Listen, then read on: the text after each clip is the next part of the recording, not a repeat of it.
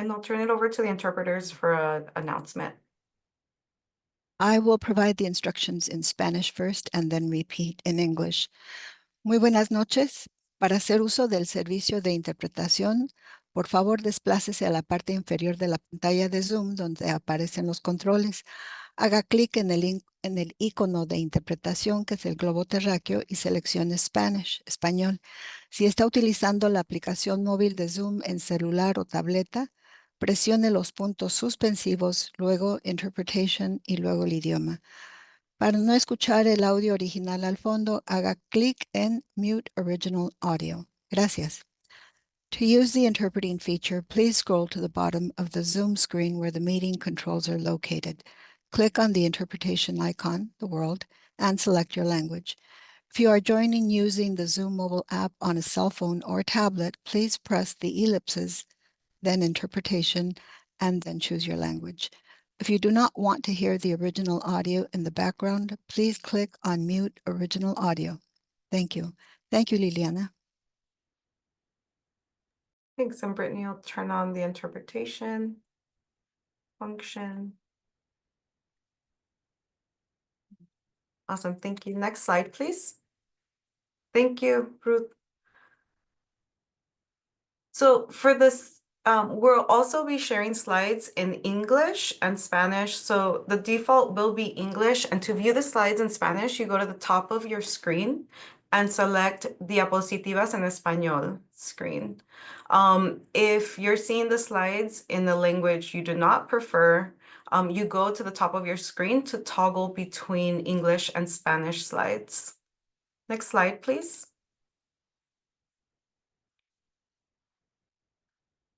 Which is slide 1.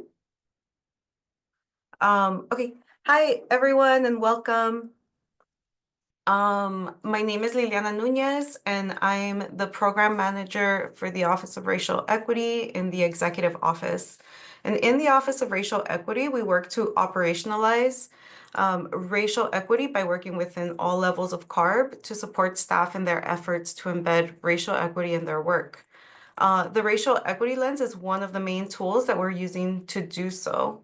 And I'm really excited to be here today to share more about the tools and our next steps. I also want to acknowledge that there are high winds in Southern California tonight and all day, and there might be some power outages. We're keeping the meeting as scheduled because we really value your time and appreciate you being here. This meeting is being recorded, and the recordings are going to be in both English and Spanish. They'll be posted on the meeting webpage. And on that same webpage, you'll find the meeting materials for this event. And I think we can drop the link in the chat if we haven't already. And then we'll continue on with a Zoom orientation on slide 4, please.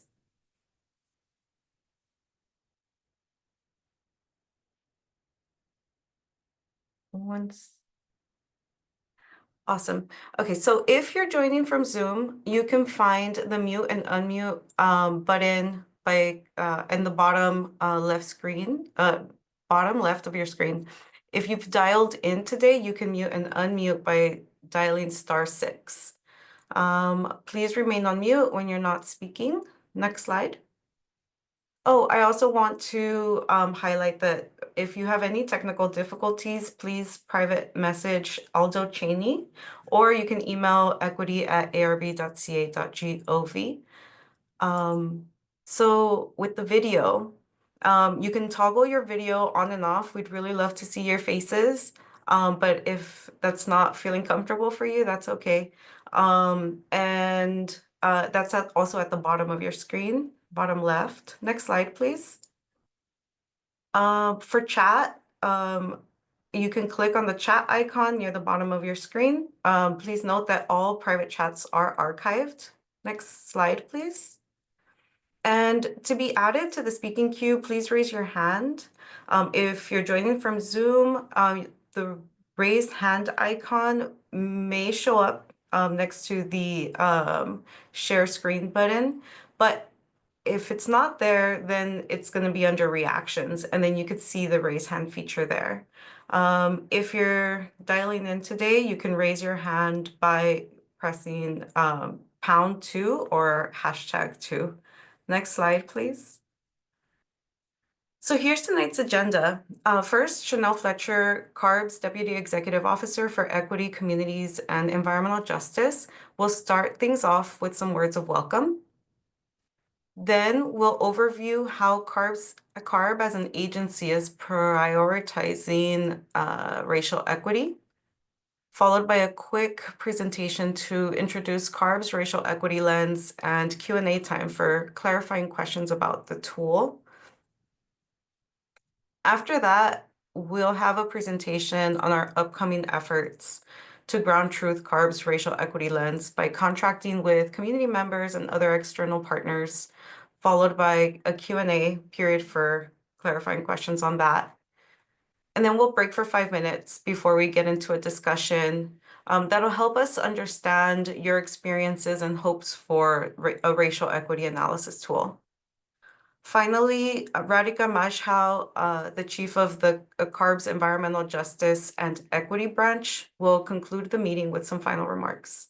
So we'll stop sharing screen now, and I'll pass the floor over to Chanel Fletcher to kick off our meeting. Hi all, and welcome, and thank you so much for joining us this evening. For those who do not know me, I think as Liliana said, my name is Chanel Fletcher, and I am the Deputy Executive Officer for Equity, Communities, and Environmental Justice at the California Air Resources Board. In my role, I oversee our agency's efforts to advance racial equity and environmental justice. I think as you all know tonight, our Office of Racial Equity will be presenting, and they also work with other CARB staff and our partners and community members to really ensure that we embed racial equity in our programs, our policies, and processes. I also oversee our Office of Environmental Justice and our Office of Community Air Protection. It is my pleasure to kick off tonight's discussion. Before we get started, I really do want to acknowledge everyone that could be here tonight, especially I think as Liliana mentioned, with the high winds in Southern California. I really want to express our deep gratitude that you chose to spend this time with us. Tonight, we'll be sharing more information on our racial equity lens, which is designed to guide staff to consider and embed racial equity into our programs, policies, and processes. The staff are going to provide an overview of the racial equity lens, and then we'll share more about our next steps. And then staff will open the floor to community questions and feedback. I will now hand it over to, I believe, Dr. Kayla Young for a presentation on CARB's racial equity lens. And if I got that wrong, then Liliana, please correct me and take it back. That is correct. Thank you for Chanel for kicking us off tonight. Can we please start sharing screen again? Thanks so much. So as Chanel mentioned, my name is Kayla Young, and I'm an air pollution specialist in the Office of Racial Equity. And it's my sincere pleasure to be here this evening. Before we get into the nitty-gritty of CARB's effort to develop and refine a racial equity analysis tool, I wanted to give some background on the role of CARB and the agency's approach to advancing racial equity and environmental justice. So for those of you who may not be aware, the mission of the California Air Resources Board, or CARB, is to promote and protect public health. As the state's lead agency to improve air quality and address climate change, we develop and oversee a number of programs and regulations designed to reduce air pollution and greenhouse gas emissions. Next slide, please. Thank you. CARB has committed to just social change by working at all levels within the organization and externally to address environmental injustices and advance racial equity in the achievement of its mission. Shown on the slide is CARB's vision for racial equity, a future where all Californians breathe healthy and clean air, benefit from actions to address climate change, and where race is no longer a predictor of life outcomes. Particularly given that studies consistently show that race is the single most important determinant of who bears the burden of harmful air pollution, achieving this vision of racial equity is essential for advancing CARB's mission. Next slide, please.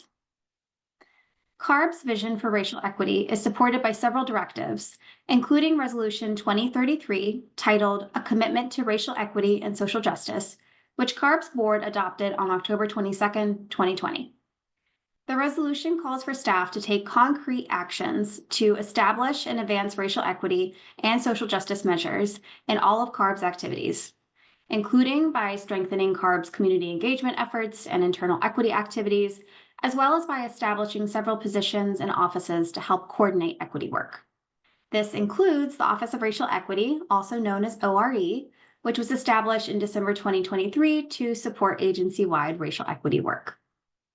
In addition to Resolution 2033, CARB's equity work is also guided by the Governor's Executive Order N-1622, which directs state agencies to develop or update strategic plans through 2026 that advance equity and respond to identified disparities. Next slide, please. To help CARB achieve our vision for racial equity and meet directives like Resolution 2033, we developed the Racial Equity Framework and Model for Change in 2022. This framework provides a shared foundation for CARB to be an anti-racist organization. Importantly, it's not an action plan. It communicates a model of organizational change and a few key ideas to guide action planning to advance racial equity at all levels of our organization. What is shown on the slide is the accompanying model for change, which broadly divides racial equity work into 3 elements: normalize, organize, and operationalize. Normalize includes using a shared racial equity framework and operating with urgency and accountability. Organize means building organizational capacity, like creating the Office of Racial Equity to coordinate agency-wide efforts, in addition to partnering with communities and other external partners. Finally, operationalizing racial equity asks us to be data-driven and develop and use racial equity tools. Importantly, all of these elements work together, and CARB staff are engaging in efforts to advance each of these elements. ORE staff are currently developing a document that overviews work across the agency to advance racial equity in each of these elements, and we aim to release that update publicly later this year, so stay tuned. Next slide, please. Kayla, 1 second. Can you slow down a bit for the interpreters? Yes, I can. Thank you. Tonight, we'll be focused on CARB's work in the 3rd element of the model of change, operationalize. Specifically, by using a data-driven racial equity tool we call CARB's Racial Equity Lens. So, what exactly are racial equity tools? Racial equity tools are a set of methodologies that can be used to identify and mitigate systemic biases within policies, programs, and practices. They can take a variety of forms, like a set of questions or metrics and guidelines for analysis. What's key is that they offer a way to guide decision-making that centers racial justice and promotes accountability to foster systemic and long-lasting change. So why is CARB developing its own racial equity tool? Racial equity tools offer government agencies like CARB data-driven, practical strategies to lead with race in the development and implementation of their policies, practices, and other actions. Importantly, these tools offer a structured, though flexible, approach to embedding racial equity considerations. They can also promote accountability and transparency, as it helps communicate to the communities we serve how we are thinking about race and how we are planning on using these tools in our work.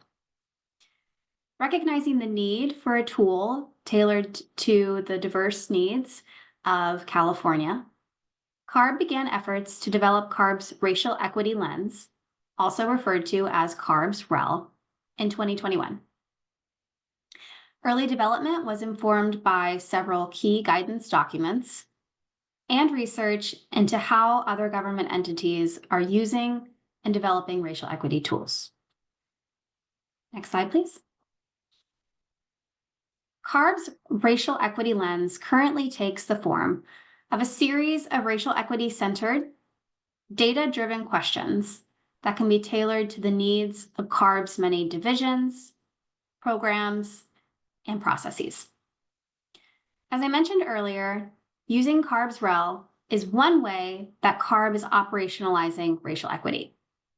The goal of CARB's REL is to help CARB prevent unintended disparities and reverse existing inequities by highlighting inequitable impacts on California communities, particularly where race plays a role. The questions that make up CARB's racial equity lens are designed to help staff think about and better incorporate racial equity impact analysis in the various planning steps for proposals of policies, programs, and actions. Next slide, please. An overview of CARB's racial equity lens is provided on the slide. As you can see, the tool is divided into 6 sections. I will quickly go through each of these steps, starting with step 1, the proposal. In this step, staff are prompted to look at the goals of their work and how their proposed decision or action will impact racial equity. The goals can explicitly mention race. So for example, a racial equity goal might be for all levels of employees at CARB to reflect the diversity of California. In step 2, staff ask why to the data that we have. The questions in this step prompt staff to identify gaps in our data and figure out ways to get any missing data we may need. If the example goal is workforce equity and having a workforce that matches the diversity of California, this step would prompt staff to think about what data would be needed. Step 3 includes community engagement and partnering. While not all CARB work will require a community engagement plan, all CARB staff should work to identify who should be engaged, why, and how. When a community engagement plan is needed, staff can use the community engagement model, which is another tool currently being developed to guide staff through meaningful community engagement. Step 4 is about looking at the strategies staff could use and the steps they need to take to reach the goals identified in step 1. For example, if the goal in step 1 was to have a workforce that matches the diversity of California, some of the strategies staff could take would be removing bias from the hiring process by redacting names on applications. In this step, staff could also analyze other strategies they could take to reach the goal, such as targeted recruitment. Step 5 goes back to our goals, making sure that the steps staff have listed for implementation will achieve their stated outcomes. And finally, step 6 asks staff to take a step back and think about accountability. In this step, staff will be prompted to consider how we show to interested parties that we have met or are moving toward meeting our goals. Next slide, please. Currently, REL is in a developmental stage. As we'll discuss later this evening, we are planning to externally ground truth CARB's racial equity lens with community members and other external partners to refine the tool and ensure it meets the needs of the communities it is intended to serve. However, to first ensure the tool is viable and can be applied to the wide variety of work that CARB does, staff from select divisions engaged in pilot exercises using CARB's racial equity lens. These pilot exercises occurred between 2022 and 2024 and can provide some insights into how CARB's REL can be applied.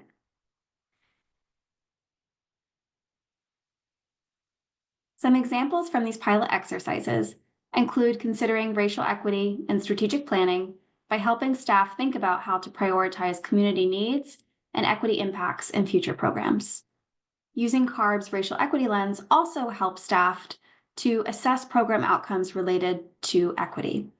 In one case, staff conducted what's called a distributional impact analysis to assess potential negative impacts to communities from a new regulation.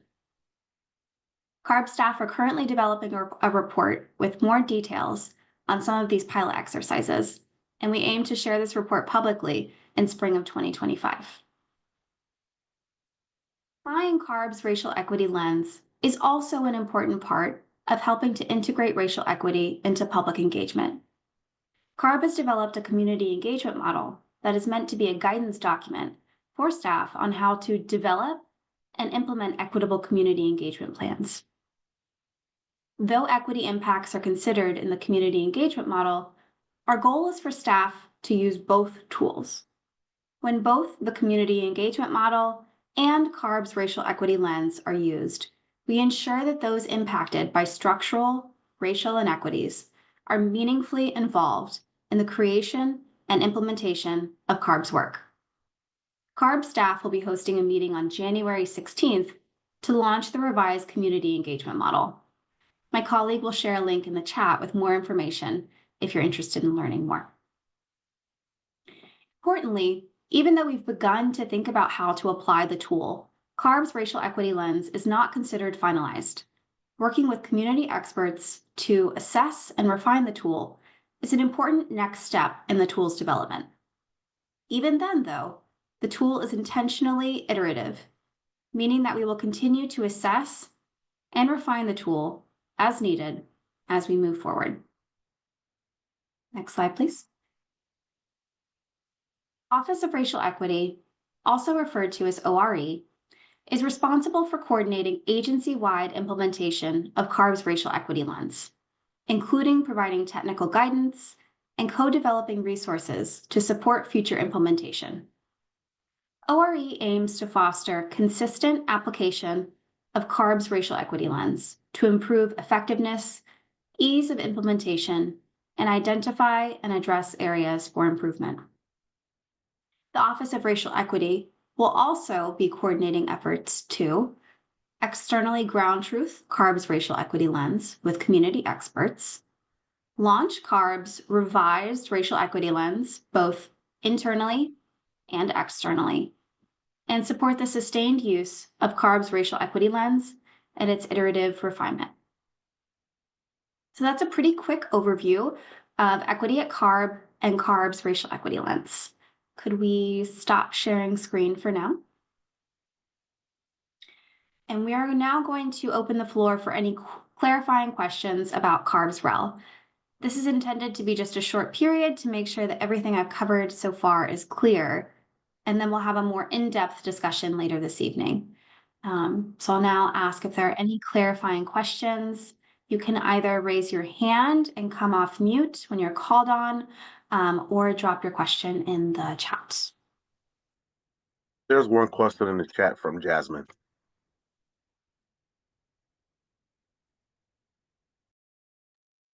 Hi, Jasmine's question is, so are we blending them? And I think that means, are we blending the community engagement model and CARB's racial equity lens?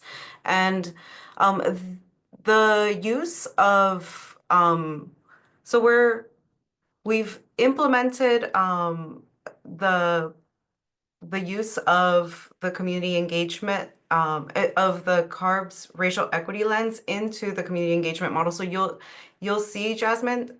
I'll also point out that Jasmine was part of the community experts that helped ground truth the community engagement model. So she's really familiar with the community engagement model. So as you remember, a lot of the community engagement model does give us guidance on how to prioritize equity in our work, and especially in creating equitable processes. And what we're doing is, while we're launching the community engagement model and CARB's REL, we're signaling to staff that we should be using both tools to support each other. And in CARB's REL, I think on one of the slides in the CARB's REL, the third category of the questions point to a community engagement in an equitable to advance procedural equity. Jasmine, I'm not sure if you want to expand on that.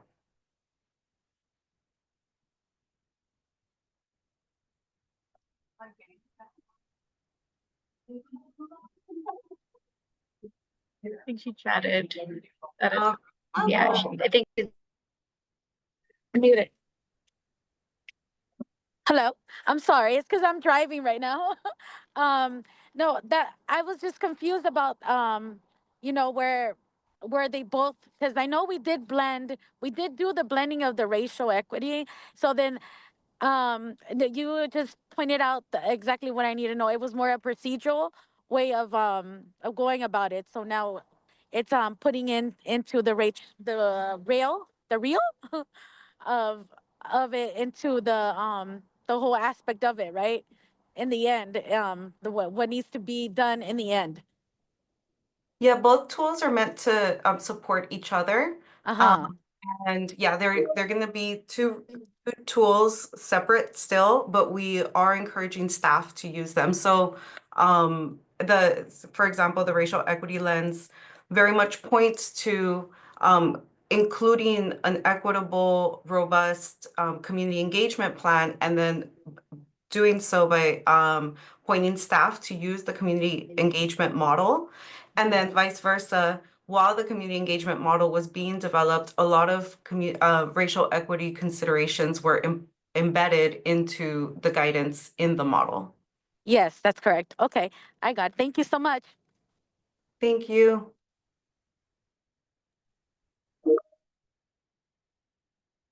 Wondering if there are any other questions.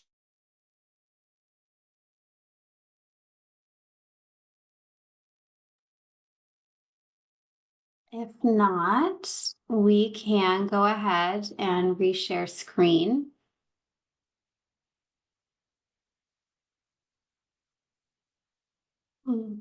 Thank you.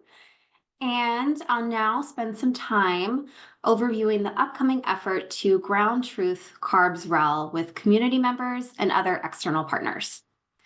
So as Chanel briefly mentioned, ground truthing is a process that informs the development of a project based on the lived and on-the-ground experiences of community members.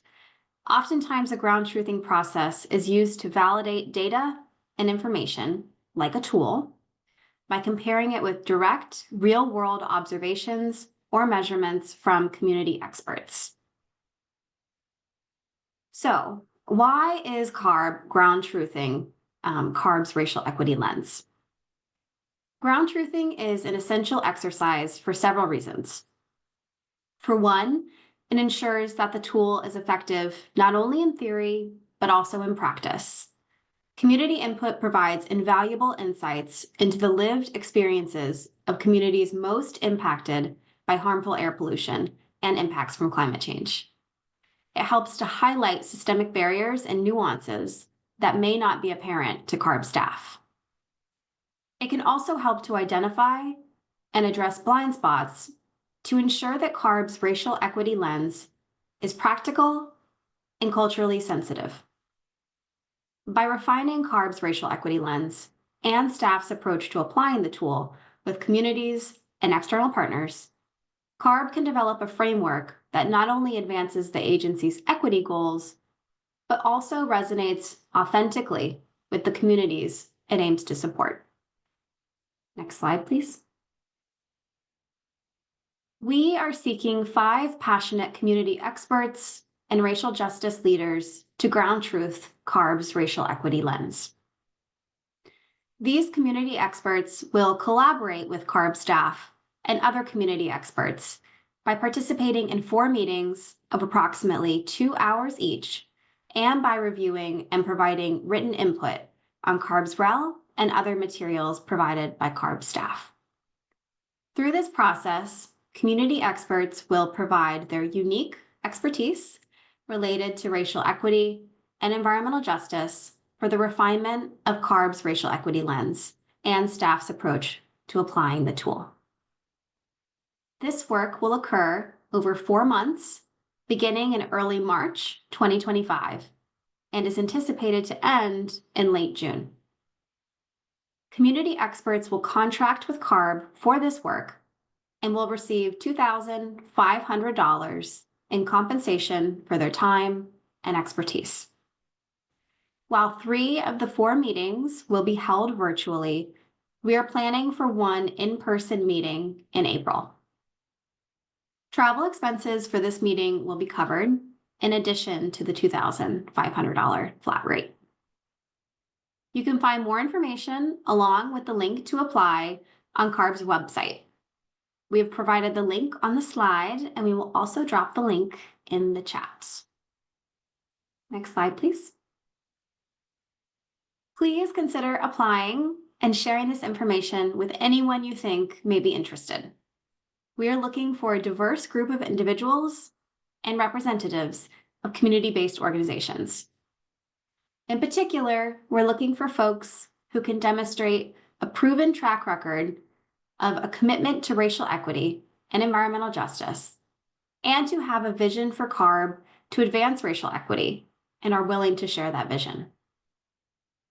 Community experts should also have experience or expertise working with government organizations and be able to explain their connection or expertise with disadvantaged, low-income communities. Full eligibility information can be found at the link in the chat. Next slide, please.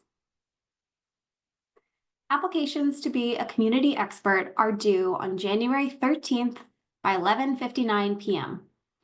Applications should include details like your name and email address, a resume or CV, and short answer responses.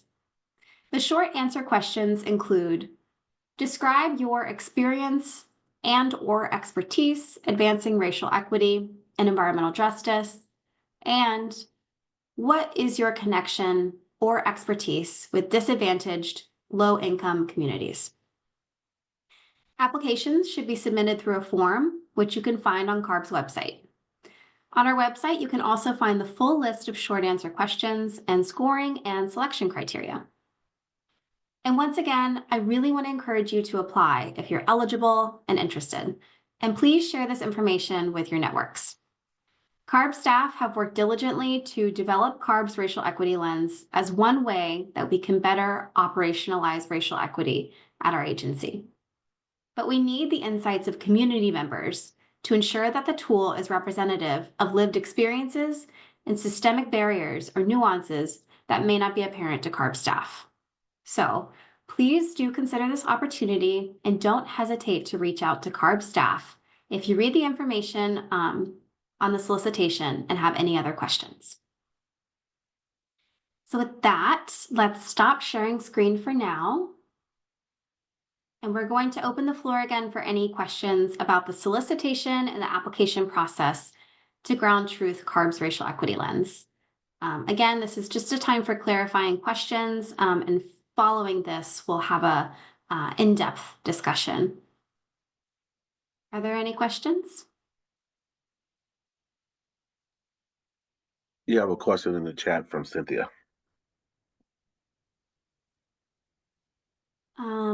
Thank you. Are there any potential conflicts of interest, conflicts that are interested in applying? Are there any potential conflicts of individuals that are interested in applying are currently serving on a community advisory council position at an air district? Good question. We cannot have any folks who are part of an existing CARB advisory body for a couple of reasons that I'm happy to get into. But I'm going to check with Liliana. I think that this is okay.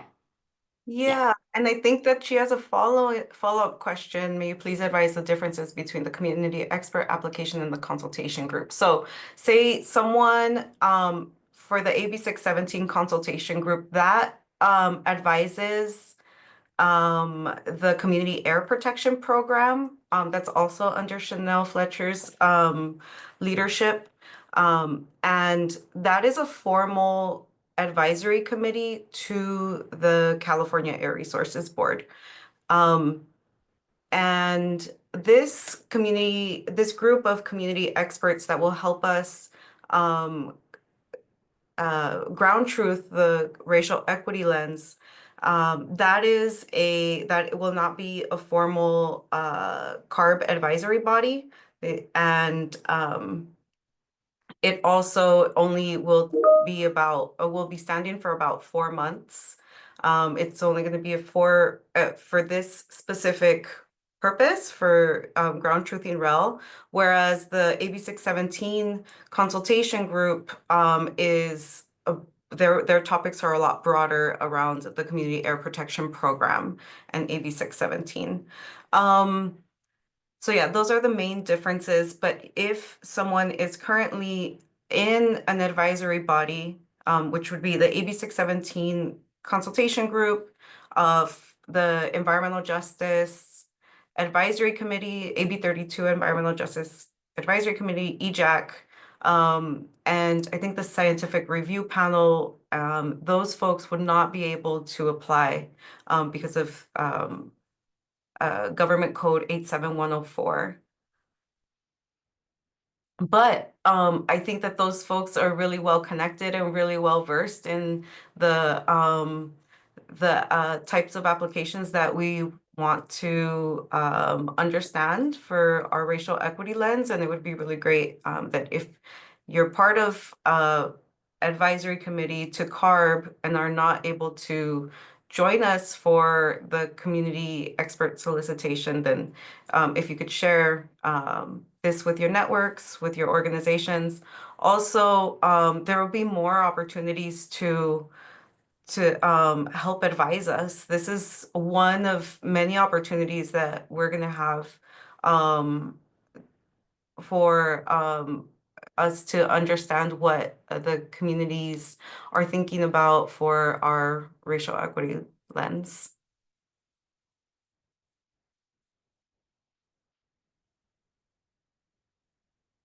Team, anything to add there? Thank you so much, Cynthia, for the question.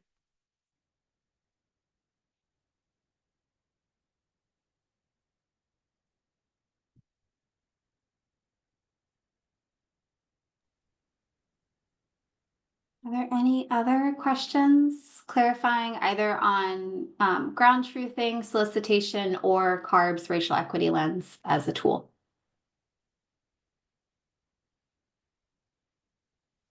If not, we wanted to offer a 5-minute break. Does that sound okay?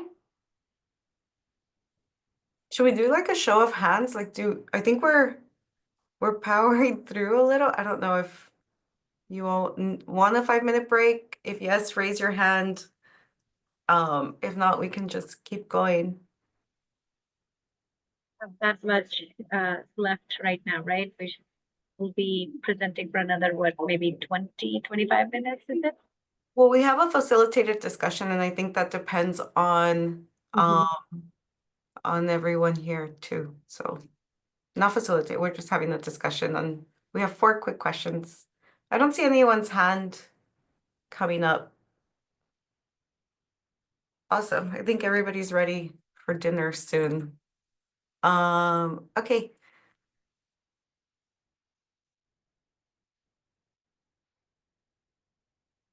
Can we start sharing slide on number 24, please?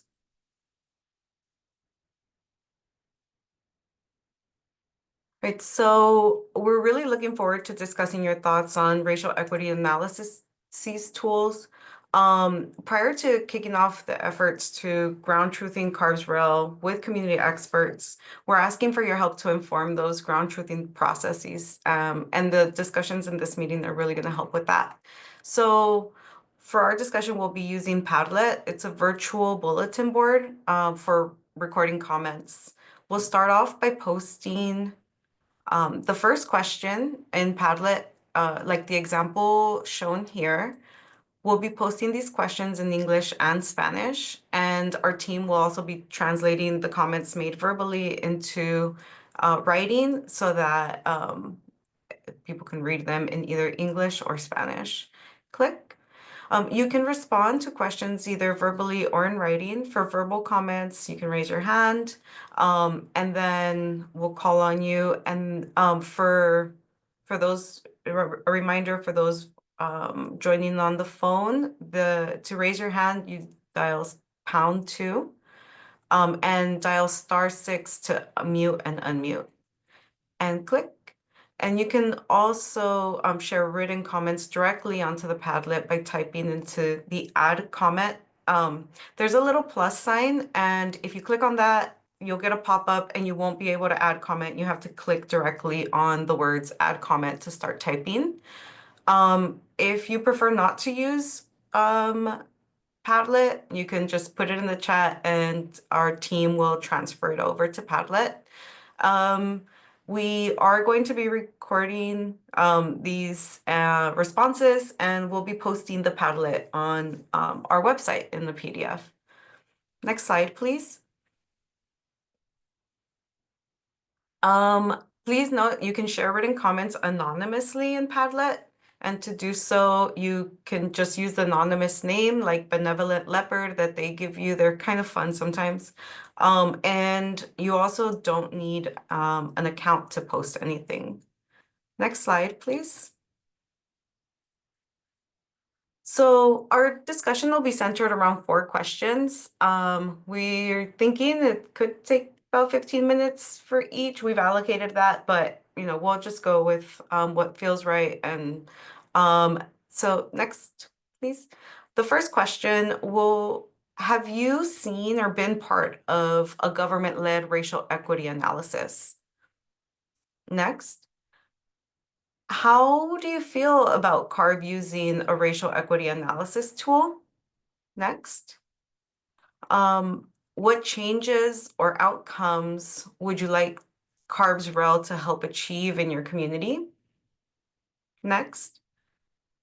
And how do you envision accountability when staff apply CARB's REL? So let's stop sharing screen for now, and then I'll move over to the Padlet. And I think that's on me to share my screen.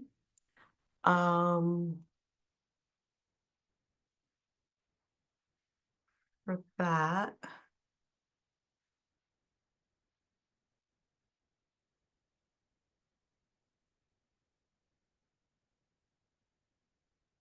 Awesome. Are you able to see my screen? Yes. Okay. First question. And I think we've also added all 4 questions to the chat. So have you seen or been part of a government-led racial equity analysis?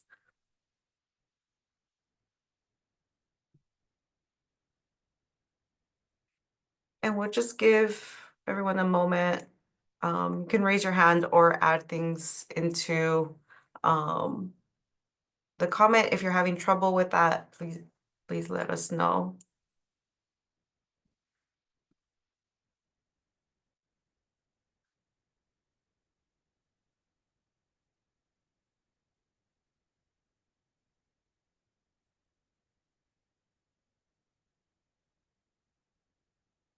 Or if you haven't seen or been part of a government-led racial equity analyses, what do you think that means when the government says that they're doing this type of analyses, or what outcomes would you be expecting when a government agency says they're doing this?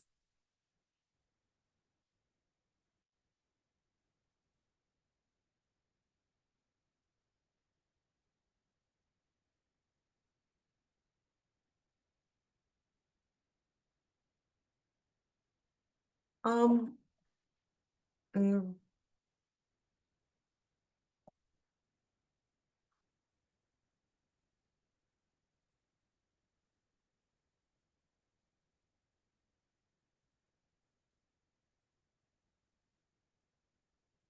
I'll give it a few more minutes, maybe like 1 or 2, and then maybe we can move on or to the next question.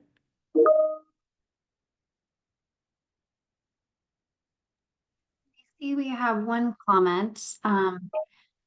CPD said informally providing public comments at a city council meeting as part of climate equity in the city of San Leandro.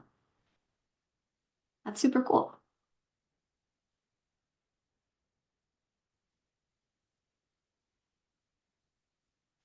And Attentive Eagle said, I've helped facilitate a UCLA climate action and environmental focus group in South Los Angeles.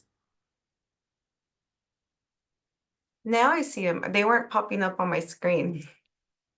Yeah, So, I'm not sure why. but you see them now? We do. Okay.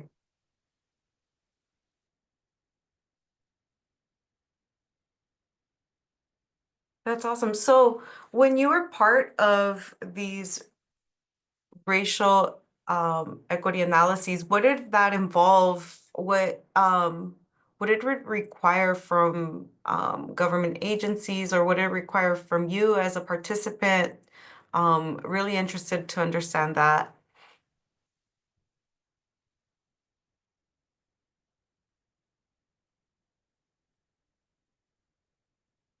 Or if there are any other details that you'd want to share with us,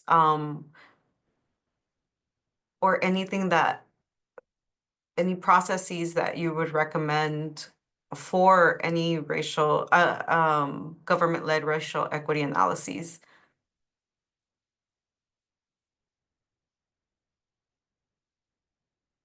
And these questions on the Padlet will be available. I think that we can make them available, for the rest of the night too. Maybe for the rest of the week, and then before we close it and want to post it. So especially if you think of something, or if you just want to chat with us through our emails, our equity@arb.ca.gov. But it'd be really great to be able to record things. I'm wondering if anyone has their hands up. I don't see any. Okay, and if we see something get posted on this question, we can come back to it, or if someone wants to provide more details later, we can always come back. So can we post question 2, please?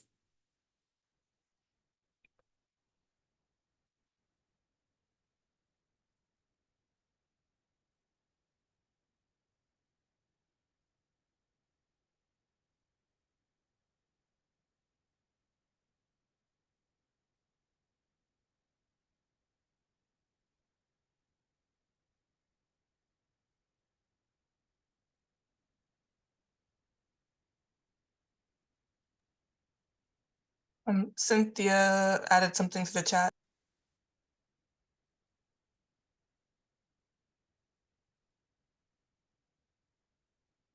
Thank you.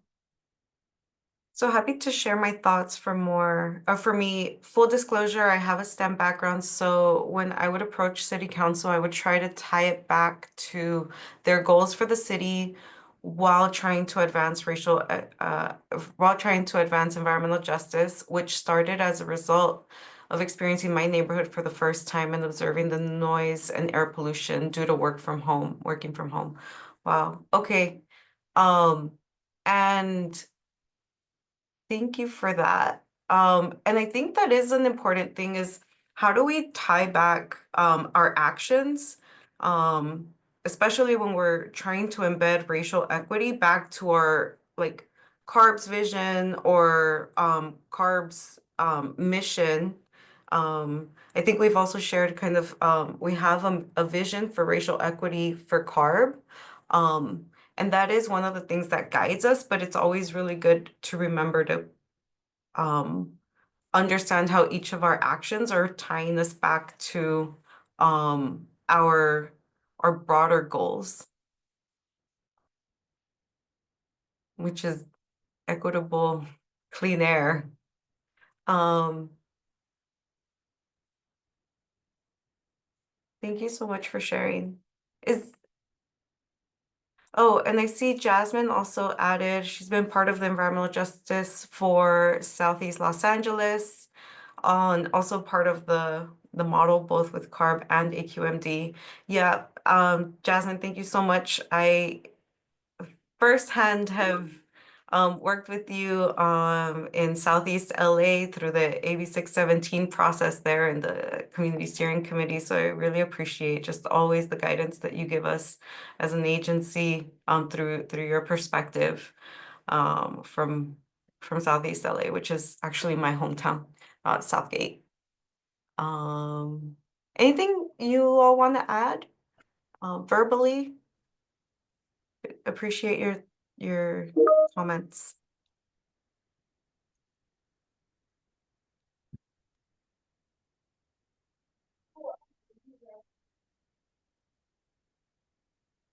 Okay, we can go to question 2. Oh, sorry, Cody, did you unmute? Did you want to add something? No, sorry, that was an accident. Aw, okay.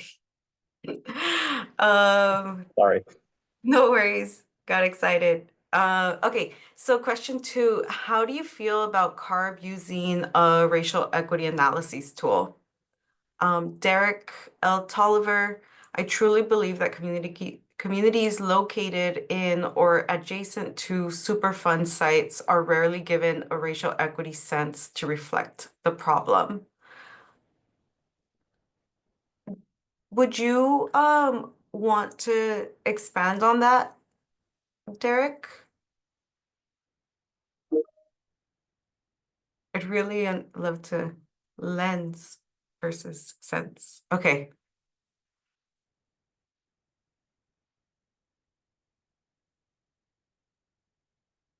So Superfund Hi, site. this is Derek.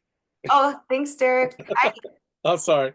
Trying to get back from one screen to the other. Yeah, I just think that it's very rare that a community that is sitting within, or adjacent to a Superfund site has someone come to them and say, "We know this affects the residents that are in this community, and they happen to be of color." Right? And so why are you carrying this disproportionate burden being near this site, um, and looking for solutions in relationship to, well, how did that happen to begin with? You know, who made those decisions? Where's the community involved? You know, and actually having the respect to acknowledge that the community is maybe 75 to 50%, you know, of color. Very rarely do you have that type of interaction. So I think that's, you know, that's really what I was thinking about. They usually want to be, oh, we're colorblind and gender blind, and this just happened to happen to this community, you know, without acknowledging what really happened. Yeah, thanks for flagging that for us and for that comment, because I think one of the things that we are, messaging this as an agency when we're working towards equity, we are specifically starting with racial equity. So we say we're starting with race first because race is the #1 determinant in life outcomes, health disparities, life expectancy. And I think when we start to prioritize communities of color, we really are getting to the most vulnerable populations in the state.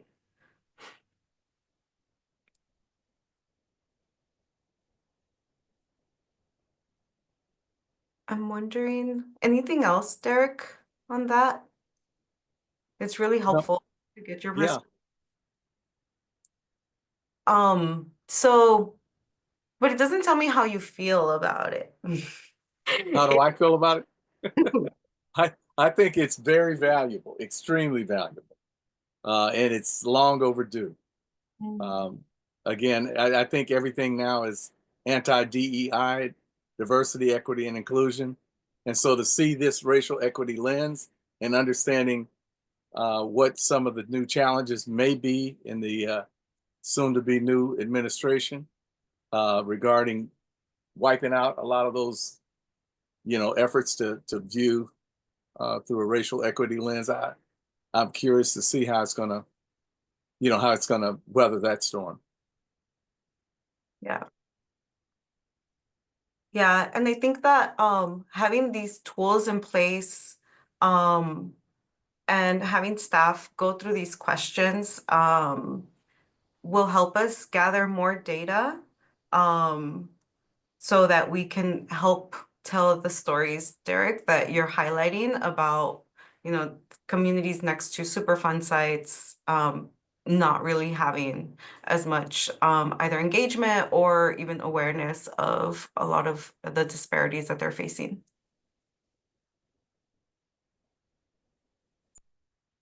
Yeah, Gladys up with a question.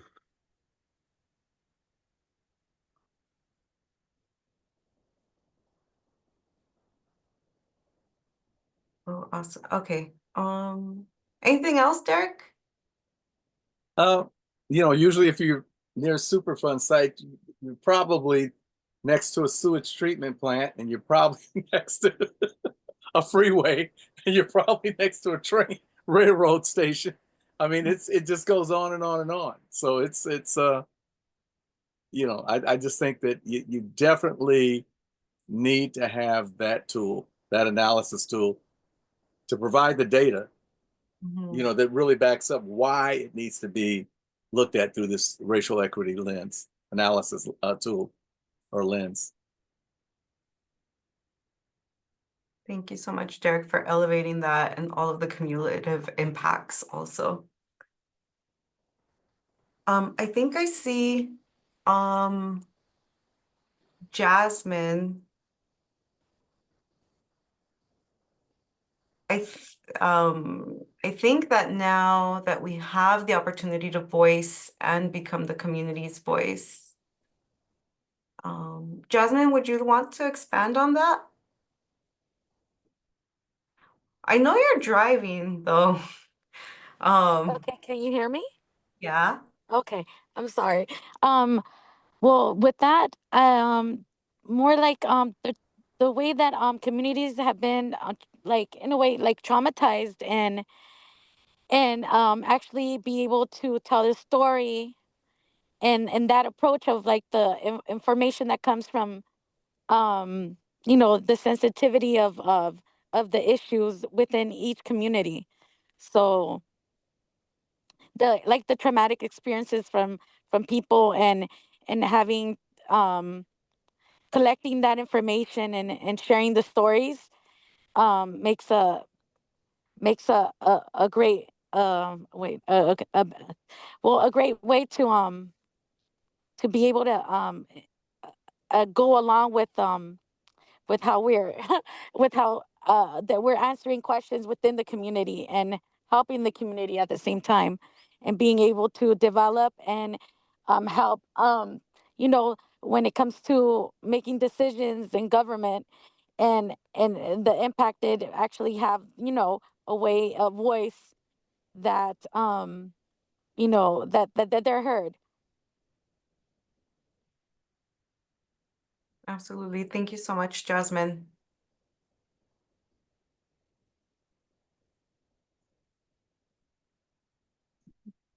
I think what the REL and the community engagement model do is kind of highlight for staff. It kind of provides like a structured approach to embed, well, not kind of, it definitely provides a structured approach to how staff can think about racial equity. And a big part of that is understanding the history that communities have faced.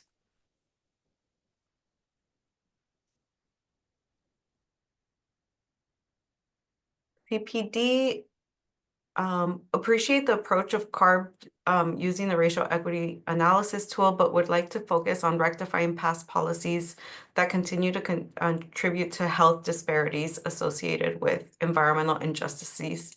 Yeah, I think that that's really important to highlight. Thank you that there are, there that policies that were created, without this racial equity lens are going to have different outcomes than what would than we would have with staff using and implementing the racial equity lens. And the fact that we're as an agency trying to develop and implement the racial equity lens in our work. And on top of that, there are other things that we're doing, like the community engagement model. I think that that yes, our focus is on, how we can move forward with creating policies and procedures that are helping us embed racial equity going forward. One of the things that we are doing to take a look at our past policies is we are currently doing a racial equity inventory. We've partnered with UC Santa Cruz to create a racial equity inventory of all of our programs, policies, and procedures. And in this inventory, they're looking to highlight for us where we can or where we're at, to give us like a baseline understanding of where we're at in our policies in terms of how are we prioritizing racial equity in our programs, policies, and procedures. And from that, they will analyze all of our divisions and come to us with recommended actions for us to further embed equity in those past policies. So we are taking a look at the past policies through the racial equity inventory, and actually that effort also has a community expert component to it, where we're asking, I think, 10 people to apply or become part of a community expert work group to help UCSC and CARB, UC Santa Cruz and CARB come up with the methodologies for the racial equity inventory. And I think if staff could add the link to the chat to that solicitation. It closes on December 10th at 5 p.m. And yeah, we're really excited about what information we're going to get from that inventory and that close look at our policies.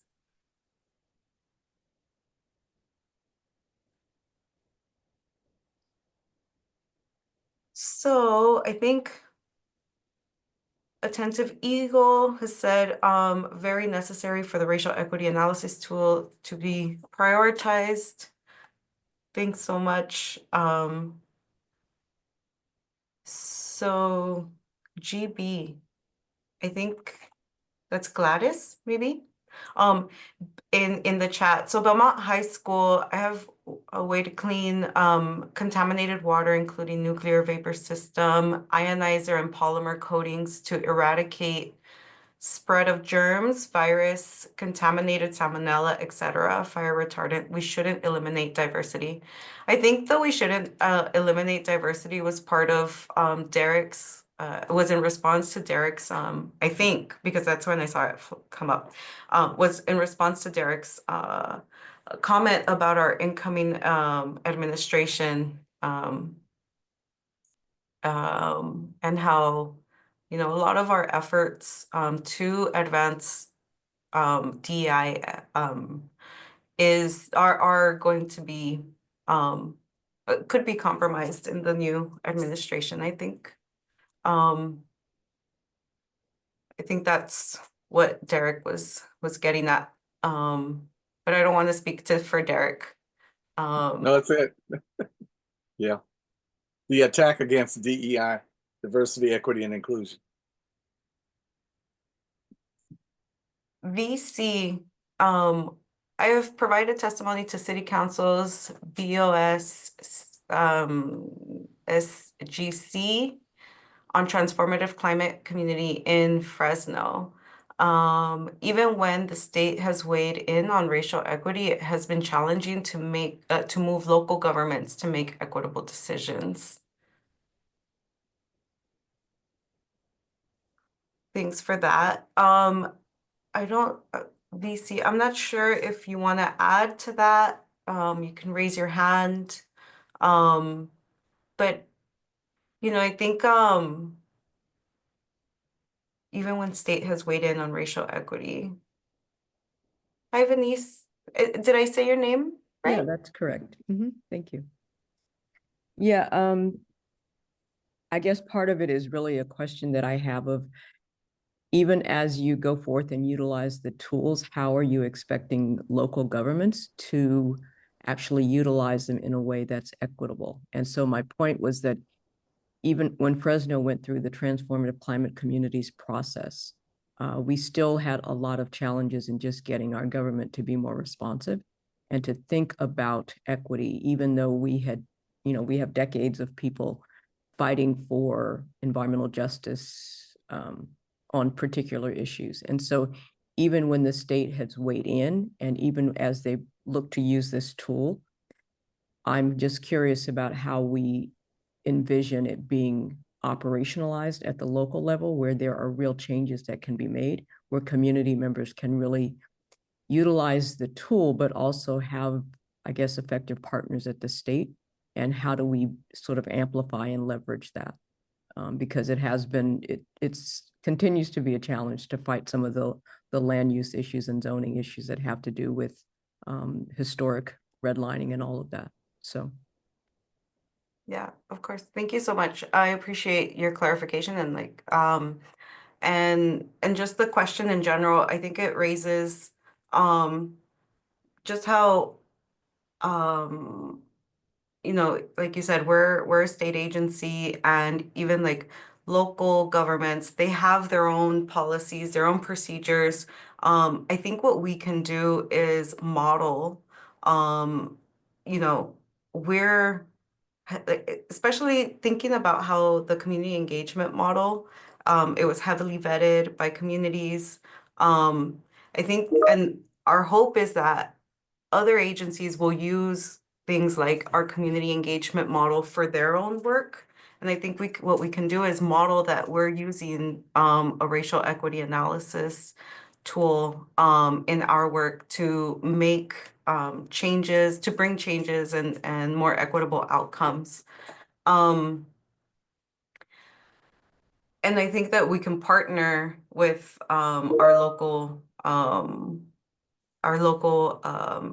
agencies also. And I'd say that maybe one of the things, never mind, I can't, I can't speak for local agencies, but when we do work with local agencies like air districts, it has to do with, for our work, maybe like, like grants, and incentives. And one of the things that we could, prioritize is using racial equity lens in our guidelines for air districts, for example, to, to consider more racial equitable, outcomes. You I mean don't have as a requirement or a criteria for receiving the grant? Is that So usually, so CARB for not for grants, but for our incentive funding for programs, we write our for air districts, we write the guidelines for how they're supposed to distribute the funds at the local air district level. And so I'm giving an example of where we have oversight on some of the procedures that air districts must follow. We would be able to kind of have an influence through the racial equity lens if it were applied in there. So I was just giving an example of this is how we could impact local government, local agencies, is where we have direct oversight over things. And honestly, sometimes it's very limited. And But that is, if I may add here is that since we are developing this tool, we've had interest from other agencies and other offices. They're very interested in our tool. So once we release it internally and externally, this will become a tool for others to also implement and get, implement in their own procedures as well. But right now, our focus is definitely ground truthing this tool and getting it ready so that we can start using within CARB. Even though we've already piloted it a little bit, but we want to make sure that we are finalizing it, releasing it, and then sharing with the whole world about our successes. Because what I've seen is that most other agencies, when we go in conference and stuff, folks want to incorporate DEIB, but sometimes they don't know how, and the resources are concerned. So putting a tool out there will be a good start for everybody to begin with. But we really love your question, and we're going to continue ponder on it as we have more months coming down our way, so that we can incorporate and use this tool fully.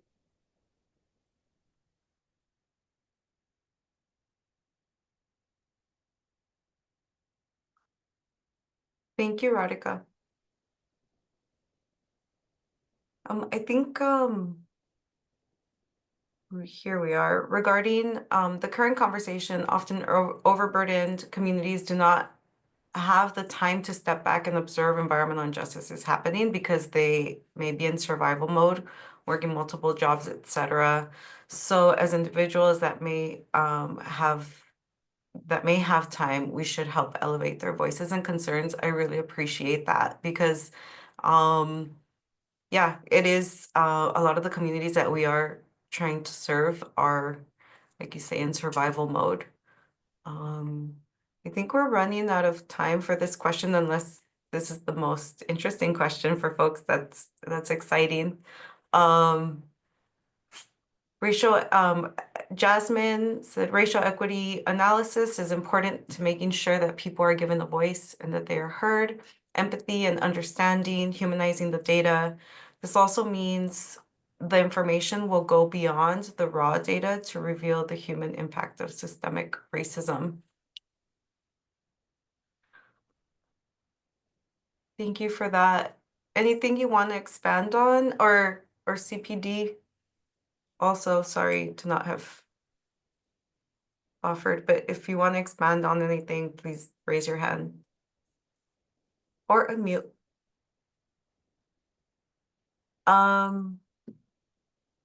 Oh, this is a summary of what we were discussing.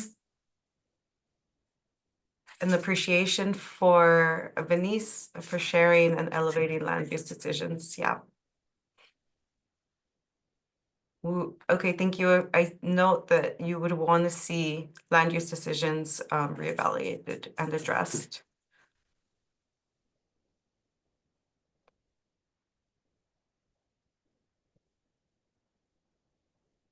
Should we move on to the next question?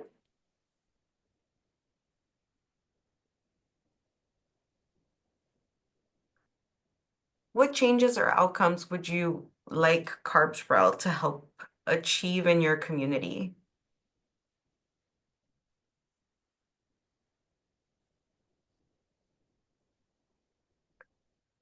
I think.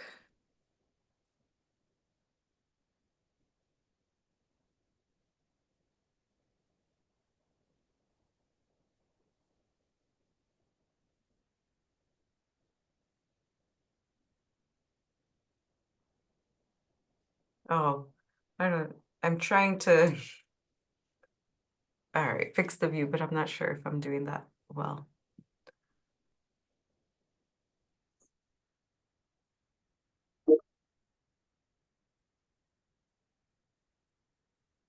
So when we're thinking about changes or outcomes, that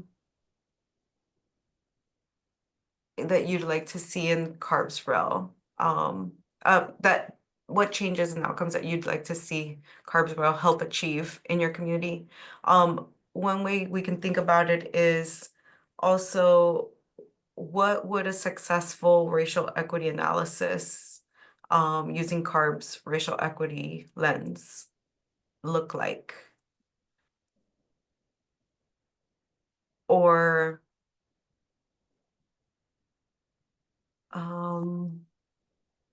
yeah, what would success look like for when CARB staff is adding is applying the racial equity lens?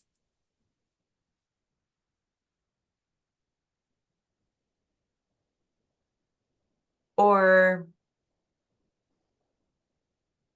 what do you, when we're prioritizing, I mean, applying CARB's REL, what should we prioritize?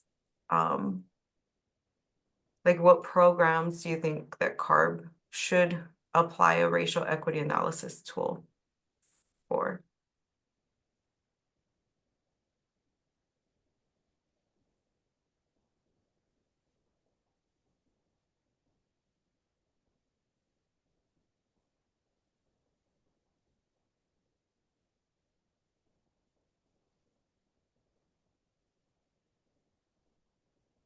You see, Jasmine added to the chat, reduce poverty rates.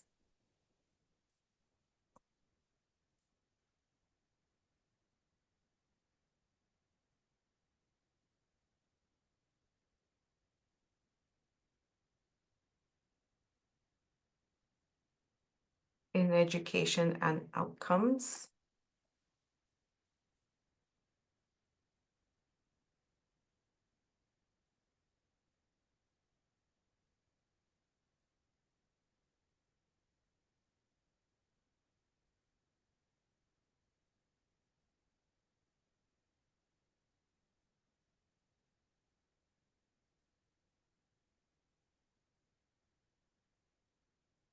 Economic opportunities.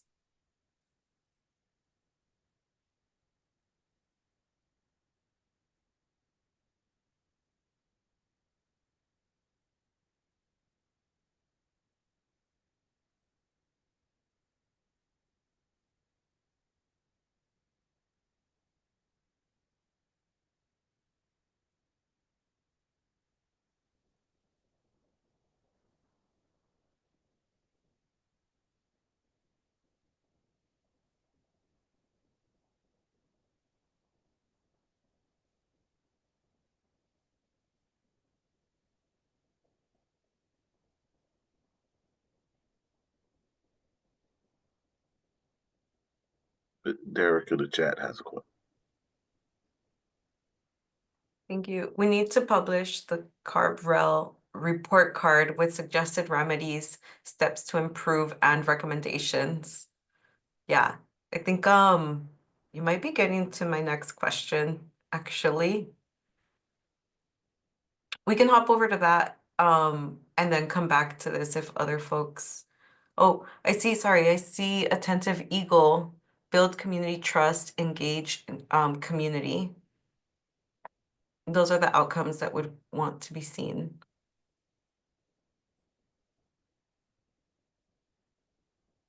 Thank you for that.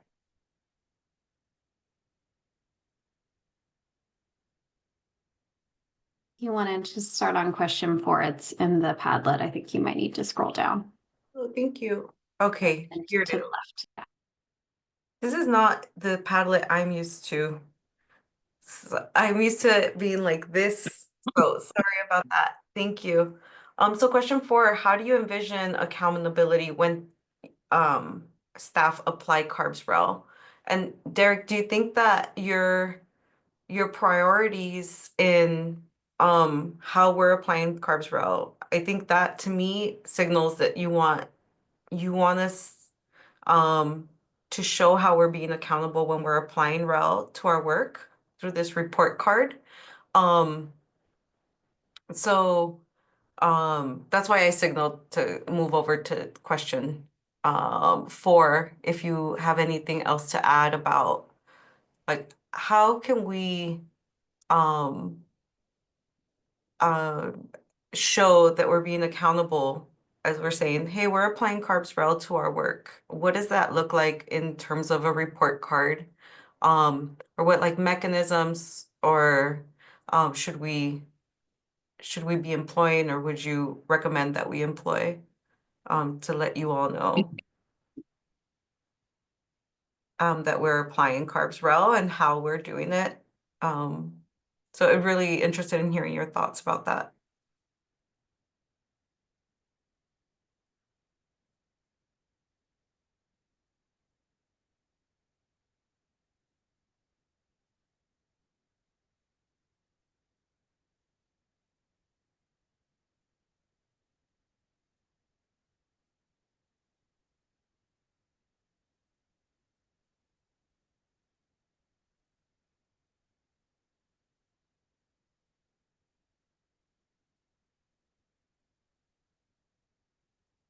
One of the things that we've been, thinking about for how we apply CARB's REL, or how we analyze the outcomes and the usability of the tool for CARB staff. So at CARB we have a variety of different we have a large variety of programs, right? And so we're really looking for REL to be both structured enough and flexible enough to fit all of our programs. And with that, I think that we also want to ensure that we're doing kind of like post application surveys so that we understand after a team applies the racial equity lens to their work, we have a standardized way of gathering data of like how was it applied, what were the outcomes, how easy was it for CARB staff to use the REL in their work. So this is one of the ways that we're going to be kind of internally having a report card or a database that helps us understand the ways that CARB staff is using and the outcomes that we're seeing. In terms of reporting out, now with the Office of Racial Equity being established, one of the things that we're going to be doing is we are currently developing a document that helps communicate to everyone in one place all of the different projects and programs that are related to racial equity going on at CARB. So it's going to be periodically we're going to be updating our this document to highlight just how we're advancing racial equity at CARB, not only in our external work, but also just how we're working internally through trainings and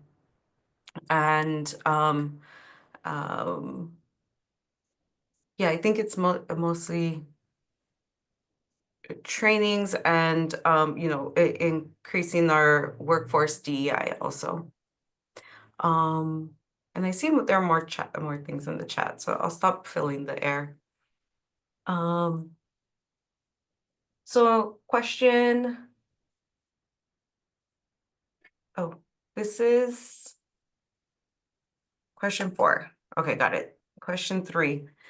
Community trust, attentive eagle. Jasmine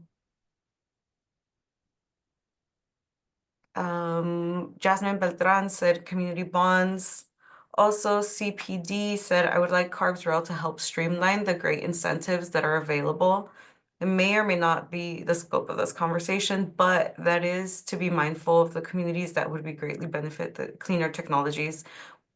We should aim to streamline the process to help them communities adopt and pivot to cleaner technologies. In my past experience, applying to programs often requires lengthy processes that may not be thinking about the day-to-day of individuals. So thanks for that.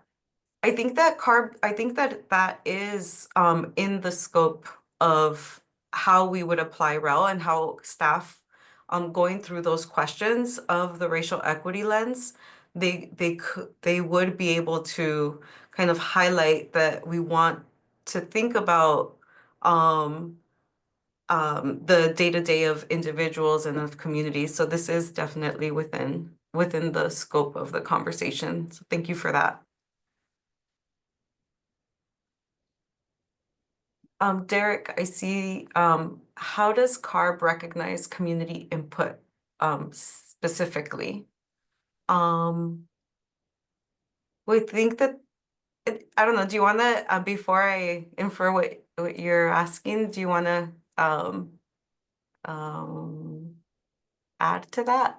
Well, I think that, like, for instance, what Denise said earlier about land use, things of that nature that may not be on the radar of a lot of, people within the community, and because they just don't know, and to have that kind of input come in and be recognized as really valuable information that came not from CARB, but from the community is important, I think, because that makes you want to go and do your homework and look around your community and see what else are we not measuring that's impacting us, that, we need to recognize, and we need to establish a data point to pick up that information, to analyze it or evaluate it. It may not even be on CARB's radar.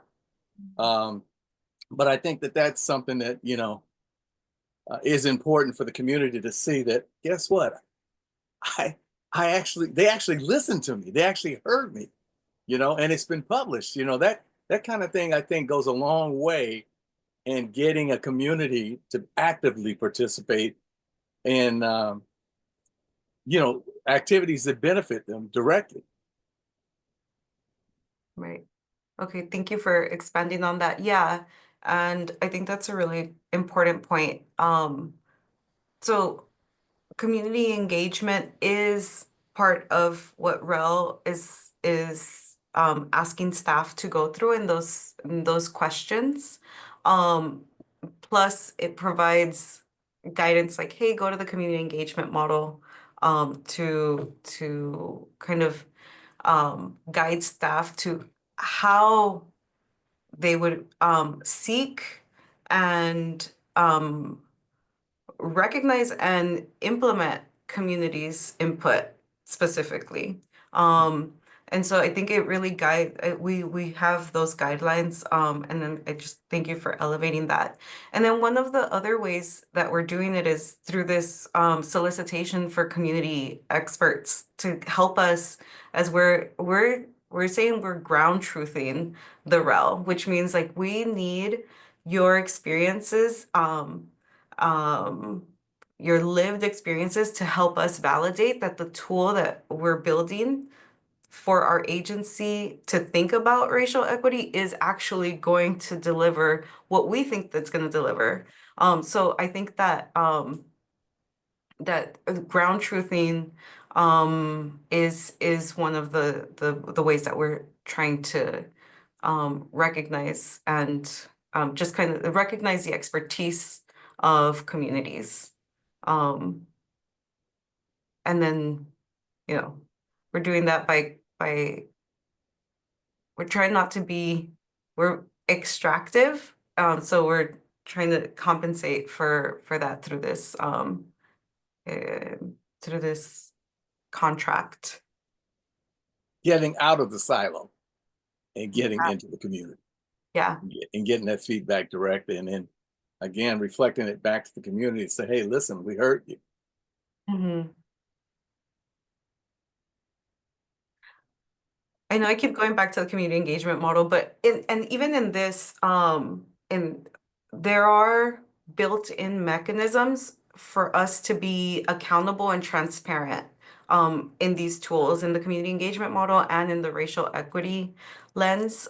We are thinking about how important it is to be transparent about and like say for example, for the community engagement model, they received 2,800 comments on a model that staff went through those comments line by line and have a spreadsheet that says this comment number 1,692 said this is where we were able to implement it in the model. This is what was changed, or this is why we weren't able to. It was out of the scope of the model, and or we've used it to kind of highlight recommendations for our leadership. I think that that level of transparency is something that we're really proud of at the agency, and we're looking forward to kind of mirroring that in our work. And Jasmine says, "Oh yes, I do remember that. She's part of the community engagement, community experts." Um,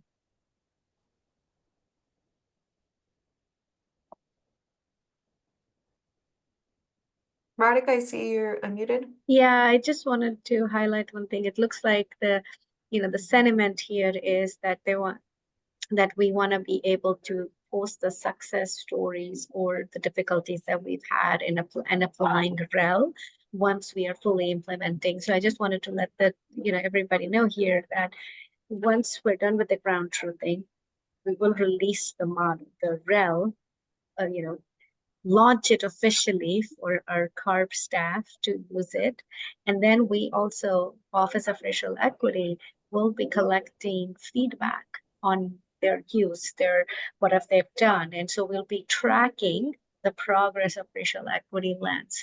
And hopefully within time we'll be able to tweak the model based on the community feedback, based on the staff feedback who are using it, and also release those release a success story for the community to see that we are using REL. This is where we've used it, and this is the outcome of using REL. So I think that's where I'm getting the sentiment in the room.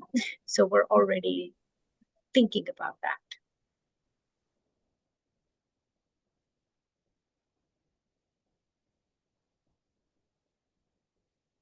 Thank you.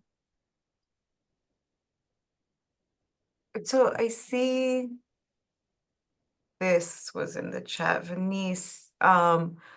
I would want an accountability measure to show how the use of REL impacts decisions around land use in underinvested communities of color. A report to show on how their input was utilized in the decision-making process. Thank you for that. I think that's kind of also what Radhika replied to. I wonder if you want to add anything to that, Venice. Yeah, I can really appreciate you not wanting to be extractive. And I think that one of the things that shows that there is a partnership versus a power dynamic is for there to be the steady exchange of information, and for CARB to come back to the community and say, here's what we found, here's where your input is embedded in this document, here's how we expect to use it, and then here's when we will come back to you with opportunities to weigh in and edit or modify. And that becomes a trust builder, but it also means that that there's a process that is established and there's fidelity to it. And that, I think, helps build the capacity of the community, but also helps to ground the fact that CARB is doing this work in an intentional way. So I love it. That really gets to the whole notion of what accountability looks like. Period. Point blank. And it just creates a positive feedback loop. Yeah. Yeah. Thank you so much. It makes it much easier to recruit, and it makes it much easier for people to recognize good work, and also to be able to support good work and to share information in a way that, again, is respectful and, highlights what the goals are that CARB has laid out. So. Thank you.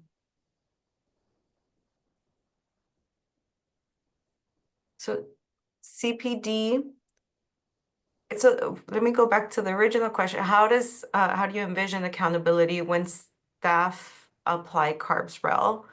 So baseline metrics, and since we can acknowledge that zip codes can have a significant factor in determining health outcomes, data can be analyzed regarding where programming is targeted, going back to the programs available at CARB, which communities are benefiting from these programs. I would envision accountability to go beyond outreach numbers, but tangible changes. For example, X% of reduction of older vehicles removed from overburdened communities, X% increase in urban canopy, etc. Fantastic point. Thank you so much. So it's really thinking about impactful metrics, not just kind of like outreach. So I really appreciate that. And impactful metrics and outcomes, I'm kind of reading that too.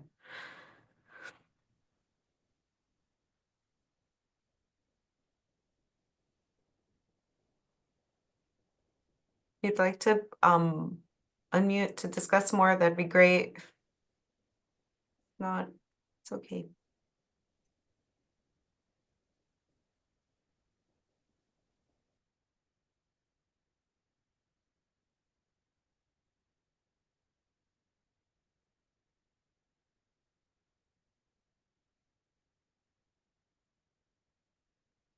I think, am I missing any comments?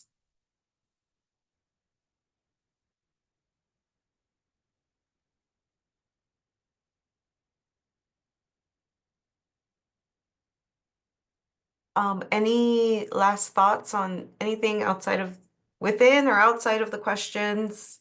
I'm gonna stop sharing just to make it more personalized.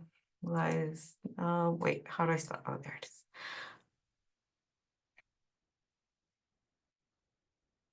Well, I really appreciate you all sticking with us for so long. Anything else that you want to highlight for us as we think about, one, how we're applying CARB's REL to our work, and two, how we're going to be working with community experts to help ground truth, the tool.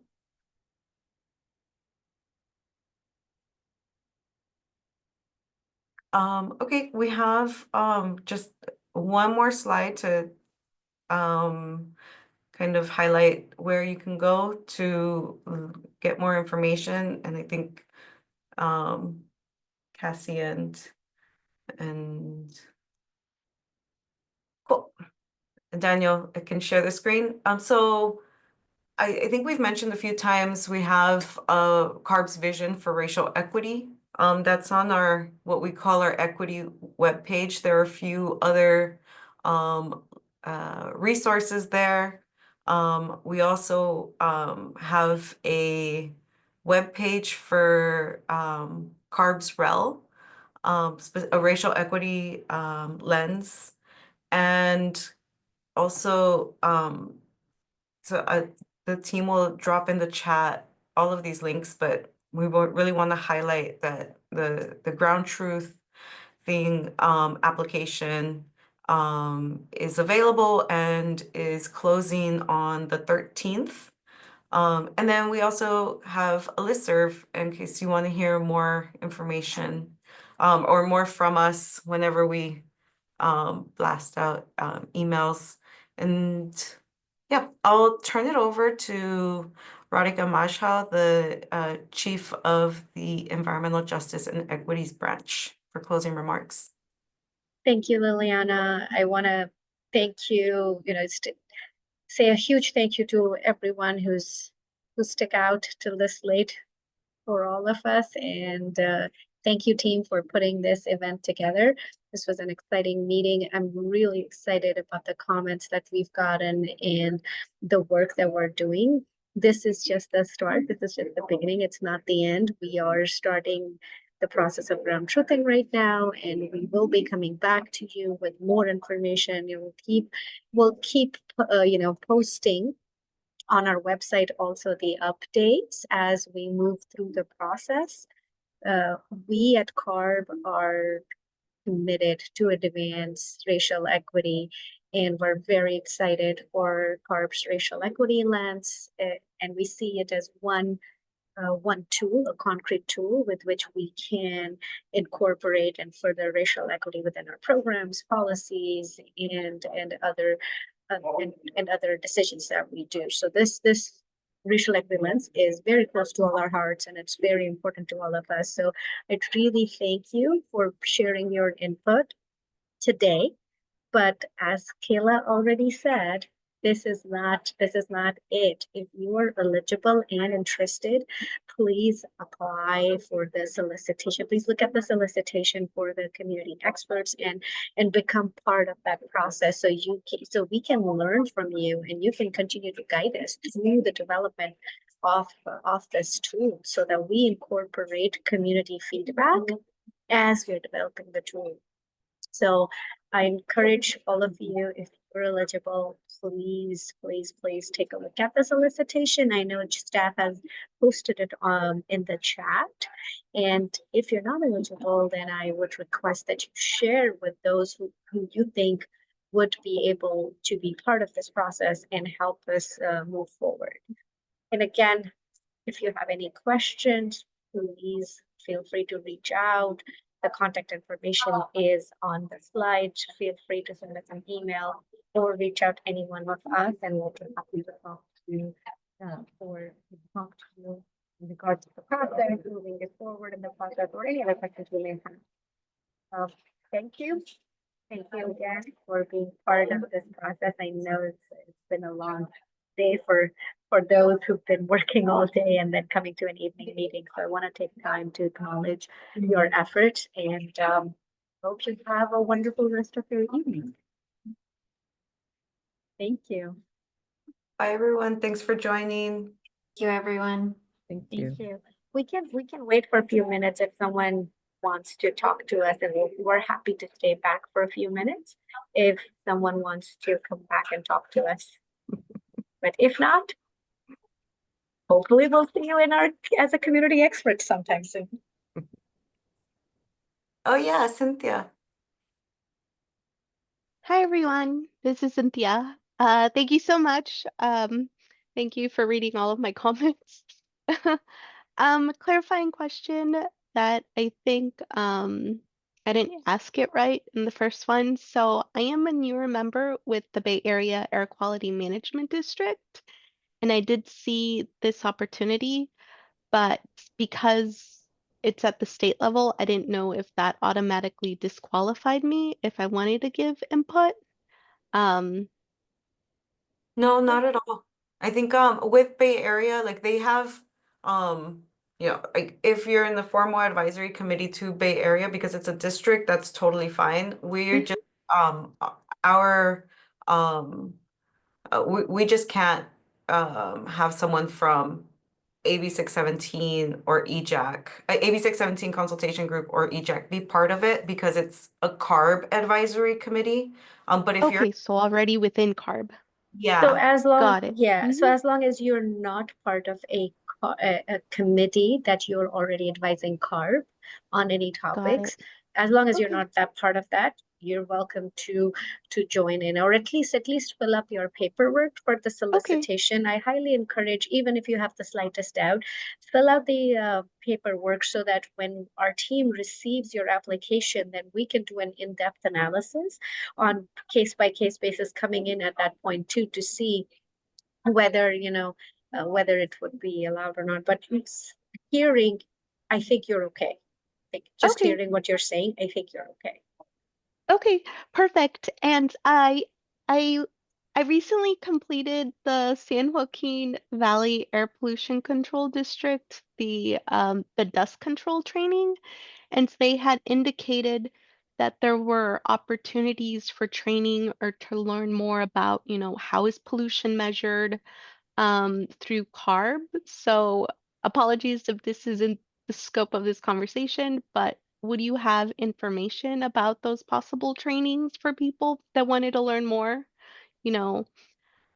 yeah. So I know that the Community Air Protection Program recently came out with like a video series that talks about how air pollution impacts health, but also what CARB does.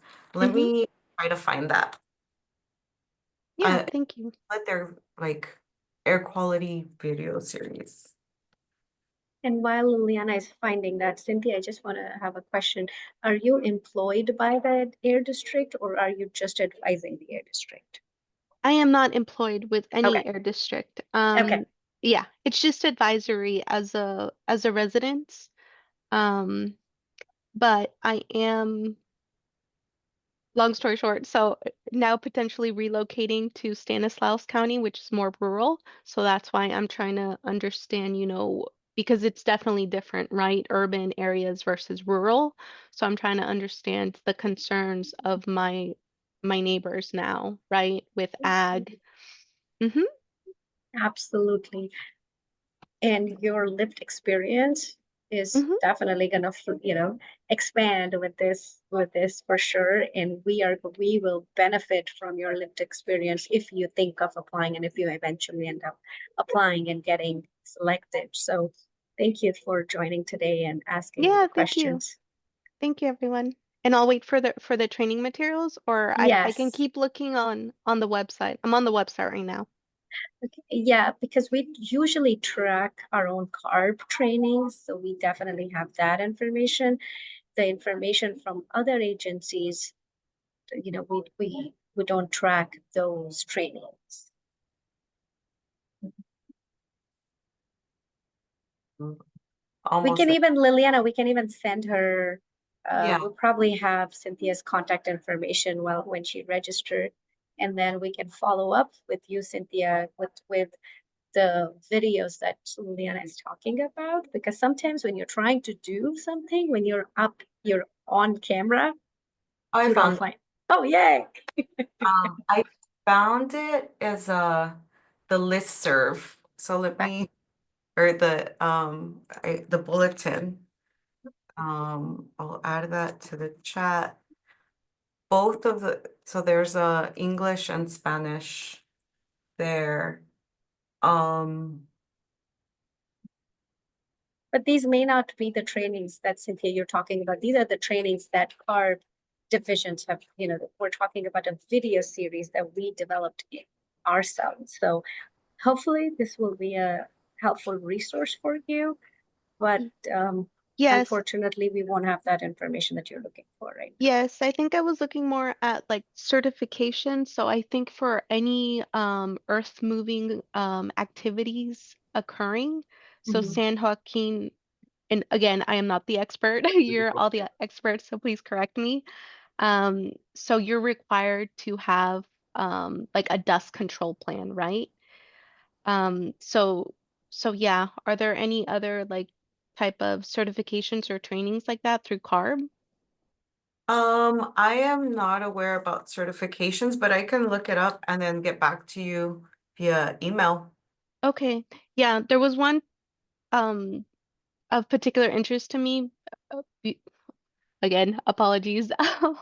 Um, there was like a visibility, and it seemed like it was all based on inspectors' eyesight. So that was really Mhm. interesting to me, Yes. because it wasn't like a laser or something.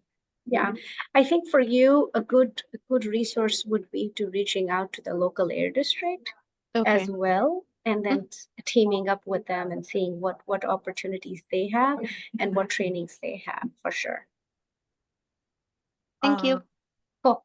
Thank Dr. you. Young found a resource online that so it's an air quality training and it is for external, so non-CARB students, but so Oh. to create, but there are certification things, but unfortunately, I'm not really well versed on what is in there. But it'd be a great resource for you. Like I think that might be what you're looking for. Yes, I'll take a look at this. Okay, thank you so much. I know we're at like 8, so thanks for hanging tough, everyone. Well, thank you so much for being here. Really appreciate your time and even All your right. wanting to get to know more about air quality and get training. There's so Okay, much to know. Thank you. Take care. everyone. Thank you. Bye-bye. Bye.